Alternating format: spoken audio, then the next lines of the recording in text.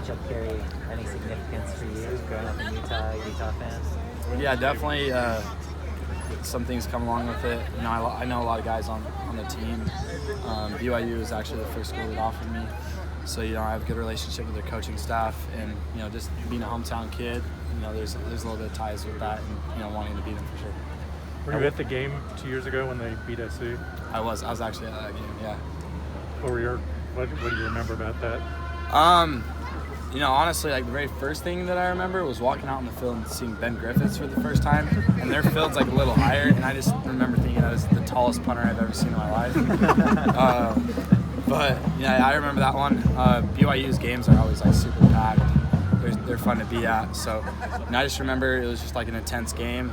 Kind of went back and forth, and then, you know, obviously BYU is just super excited to get that win, and, you know, we're gonna try to take that back and get a little bragging rights. Were you rooting for BYU that day? I wasn't really rooting for anyone, honestly. At that time, I was still a Utah fan, so I kind of had some tough feelings towards BYU. And with SC, Utah always had struggled with SC, so I had a little bit of hard feelings with them too. So I didn't really have any favor for that game. That game was memorable because they did a lot of dropping eight into coverage. Yeah. If they do that again this week, what do you have to do to try and pick that apart? Just stay patient with my eyes, go through my reads. You know, when they drop eight, it's not like they're going to get a lot of pressure on me, so I'm going to have some time. And I just got to take what the defense gives me, and, you know, we'll just slowly march down the field if that's what it takes. So I would just say the biggest thing is just be disciplined with my eyes and my reads. Looking back at the UCLA game, what do you take away from your performance in general? Yeah, after watching film, I thought that there was a lot of things I did really well. I thought there was a lot of throws that I made that were difficult ones. And so I was happy with some of those things. But, you know, overall, just like the loss, it really hurts, especially for me because I had, you know, really high expectations going into it and really wanted to win it. But, you know, it's a good learning experience for me. I thought that some of the mistakes that I made were just, you know, young, early mistakes that you make and then you kind of move on from. You don't make them anymore in your career. So I would just take away that it was a learning experience for me. And, you know, there's some things I want to clean up. And I'm excited to show this next week. You went to Gary a lot in the second half there. How has he stepped up with Drake out? Yeah, Gary's a stud. You watched the tape when Drake was in, and he was doing a lot of really good things. I think I said this earlier, but, you know, when you have the best receiver in college football, you like to throw the ball a little bit.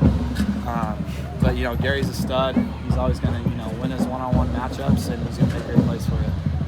Do you just proceed from here on out, just kind of assuming you're the starting quarterback? I know obviously Keaton's status is still uncertain, but yeah, I think that's kind of just how it has to be for me. I got to take each week, you know, the same.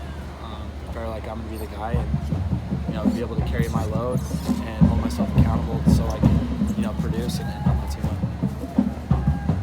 win. A lot of hard hits in that game. Were you past the point where you were each time on those, or like mentally? No, not really. I think my adrenaline is just so high sometimes you don't feel it. And then you wake up the next morning and you're kind of like, you get a little banged up. But, you know, that just kind of comes with the game, and they were bringing a lot of pressure, so that's just what kind of happens sometimes. This team's been through a lot this season, the UCLA game sort of being the latest demerit in a tough year. How do you make sure everybody's feeling up and still invested in this season? Yeah, the way that I kind of see it is, you know, I want to go out this year with no regrets, and making sure that, you know, I came into each week, and, you know, I want the whole team to have that same approach. Coach Dante talks about it a lot in our team meetings, where, you know, we got to have the same mentality to, you know, just compete and win each day to lead up to the game. We have some seniors on this team, and, you know, we want to put it all on the line for them. And, you know, I would just say end this year off, you know, in a really good way and help us carry into next year. One more.